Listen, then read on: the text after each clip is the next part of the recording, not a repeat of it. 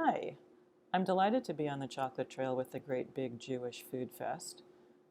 I invite you to locate a wrapped piece of chocolate and keep it nearby, or a sweet if you don't have chocolate around or you can't eat it, for our tasting mindfulness meditation in a few moments.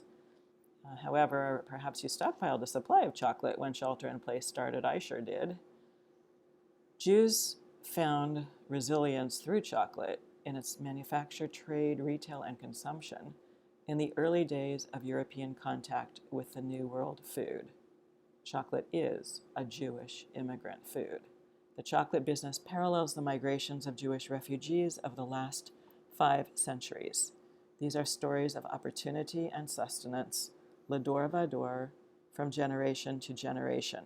Chocolate migrates to Europe and to North America from Central and South America, in part through Sephardi Jews, and these evolve later into Ashkenazi stories. Sephardi Jews engaged with chocolate soon after the first European contact with the product, which is said to have occurred during Columbus's fourth voyage. Jews were chocolate specialists in Bayonne, France, in Oxford, England, in New Spain or Mexico, and in the British colonies, New York and Newport. These stories are in my book On the Chocolate Trail. Chocolate itself is a migrant food, a wandering food. Consider the chocolate bean or the cocoa bean. There are spiritual aspects of working the cocoa bean. A good product requires intentionality and focus and attention to the senses. Chocolate is malleable. It gets worked and then is ultimately transformed. Chocolate making requires several stages, starting with the cocoa beans inside the pods that grow on trees 20 degrees north and 20 degrees south of the equator. They end up as a chocolate drink or as cocoa powder or as chocolate bars. Even though the bean is put through a lot, it is ultimately delicious. The processing of cocoa beans symbolizes perhaps how our souls grow spiritually through several stages, approaches, possibilities, with the potential for new and delicious and surprising outcomes. Look at where our chocolate starts. The cocoa seeds inside the white pulp of the pod are purplish. They don't look brown or taste chocolatey until they're fermented and dried. Once the seeds are fermented and dried at the place of origin, then they're shipped.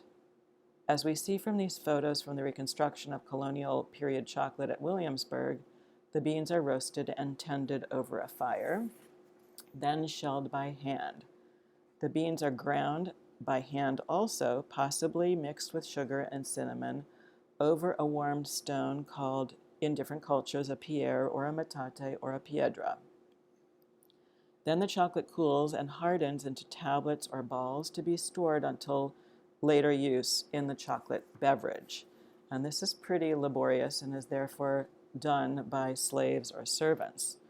The stored chocolate is grated, heated with water, and possibly mixed with spices in a chocolate pot and stirred with a wooden moyanoyo, a wooden stirrer. If you were lucky, you have a beautiful chocolate drinking cup, such as this Delft cup, manufactured in the Netherlands sometime between 1655 and 1675. Given how our chocolate treats come to final form, it is not surprising that the scientific term for chocolate is theobroma, the food of the gods. And perhaps you eat it religiously every day, as do I. And now let's turn to our chocolate tasting, to our meditation, to use our senses and our chocolate to slow down, to breathe, perhaps also to help reduce a bit of our anxiety and disappointment and sadness by focusing on our chocolate. So hopefully you have your chocolate handy or some other chocolate treat nearby, or some other treat nearby.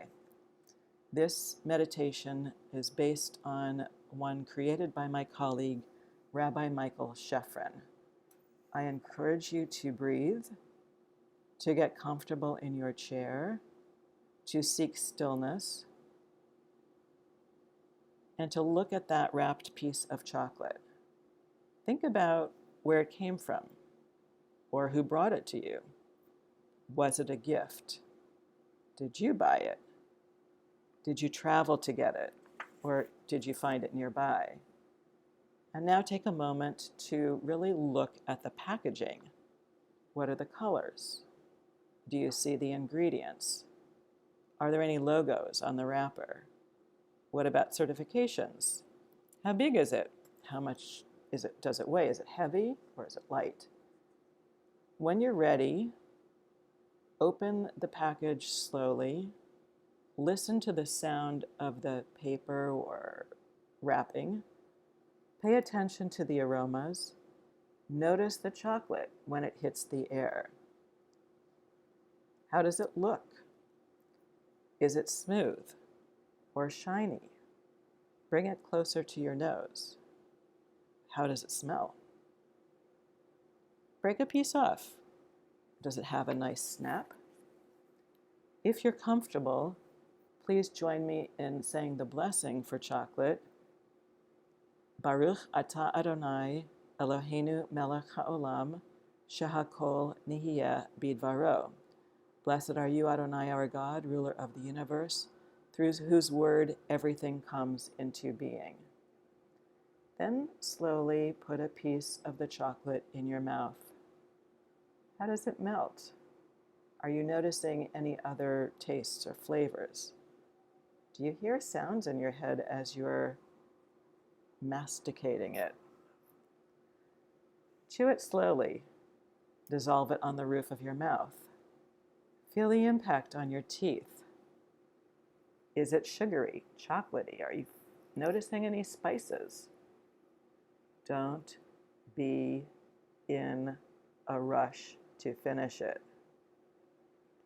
When there's no more tangible chocolate, stop and continue to sit to notice any aftertaste. What are you going to do with that wrapper? Are your fingers smudged with chocolate?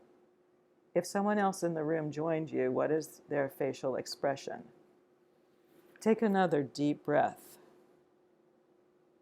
Take a second deep breath as we express gratitude for the resilience of those previous generations of Jews who, in their constrained circumstances, took this migrant food of chocolate and extracted from it opportunity and sweetness. I wish you blessing and good health on the chocolate trail. Thank you.